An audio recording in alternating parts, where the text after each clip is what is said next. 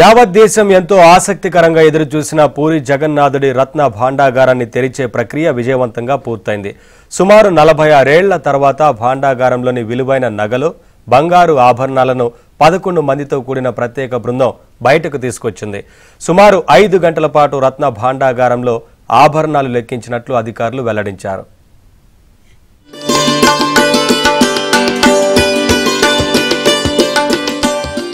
పూరి జగన్నాథ్ ఆలయంలో రత్న భాండాగారం తెరుచుకుంది. తొలి రోజు సుమారు 5 గంటల పాటు అధికారులు లెక్కింపును నిర్వహించారు. ప్రత్యేక పూజలు నిర్వహించిన తర్వాత భాండాగారం రహస్య గదిని తెరిచినట్టు ఒడిశా ముఖ్యమంత్రి కార్యాలయం ప్రకటించింది.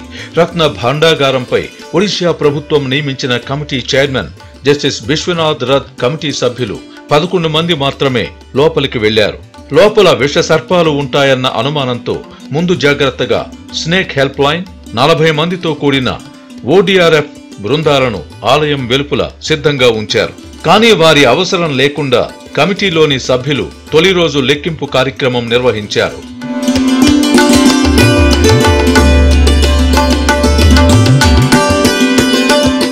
రత్న భాండాగారాన్ని చివరిసారిగా 46 ఏళ్ల క్రితం 1978లో తెరిచారు. సంపద ఉన్న పెట్టెలు జీర్ణావస్థలో ఉంటే మార్చేందుకు వీలుగా 15 చెక్క పెట్టెల్ని అధికారులు సిద్ధం చేయించారు. వాటిలో 6 ఆ గది వద్దకు తరలించారు.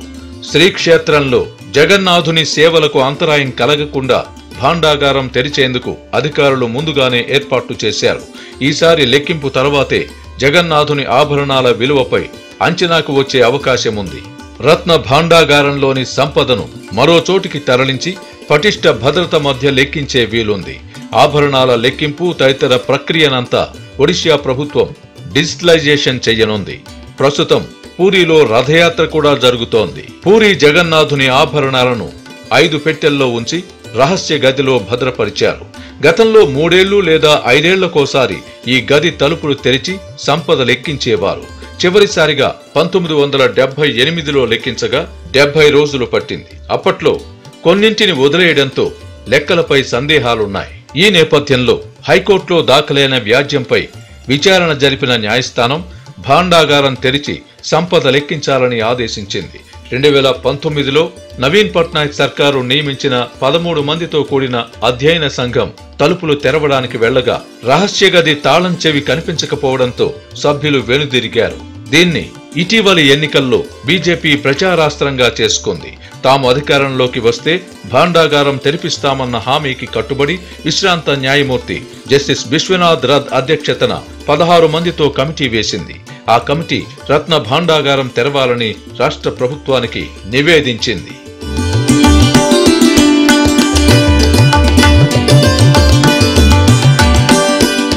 46 ఏళ్లు తర్వాత పూరి జగన్నాథ్ ఆలయంలోని రహస్య గదుల్ని కమిటీ సభ్యులు తెరిచారు. తాళాలు లేకపోవడంతో బద్దలు కొట్టి లోపలికి వెళ్లినట్లు జస్టిస్ విశ్వనాథ్ రథ్ వెల్లడించారు.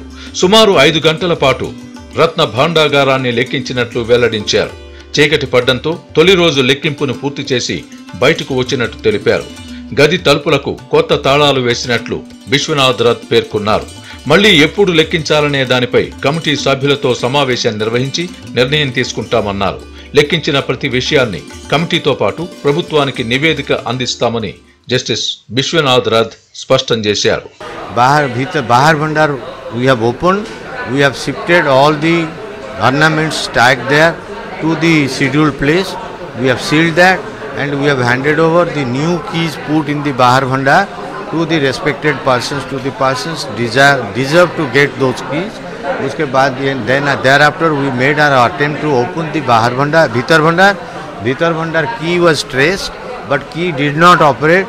So as per the SOP observation we have broken the locks available there. One was sealed, 2 were unsealed, all the 3 were broken open. Then we entered, we have just visualized the position there. There was no time, it was already 5 hours continuously we were laboring. So and there is also busy schedule with the temple administration people who are going to have their Bauda Jatra tomorrow and Sunabesh day after tomorrow. మొదటి రోజు లెక్కింపు తర్వాత అధికారులు ఓ నిర్ణయానికొచ్చారు. భారీగా సంపద ఉన్నట్లు, దాన్ని పూర్తి స్థాయిలో ఎలా తరలించాలనే దానిపై కమిటీ నిర్ణయం తీసుకోనున్నట్లు సమాచారం. అయితే స్వామివారి సేవలకు అంతరాయం లేకుండా గదిలోకి వెళ్లి లెక్కించడం కత్తి మీద సాములా ఉందని పలువురు అధికారులు అభిప్రాయపడుతున్నారు. ఇదిలా ఉంటే పూరీ జగన్నాథుడి సంపద గురించి యావత్ దేశం మొత్తం తెలుసుకోవాలని ఎంతో ఆసక్తిగా ఎదురు చూస్తోంది.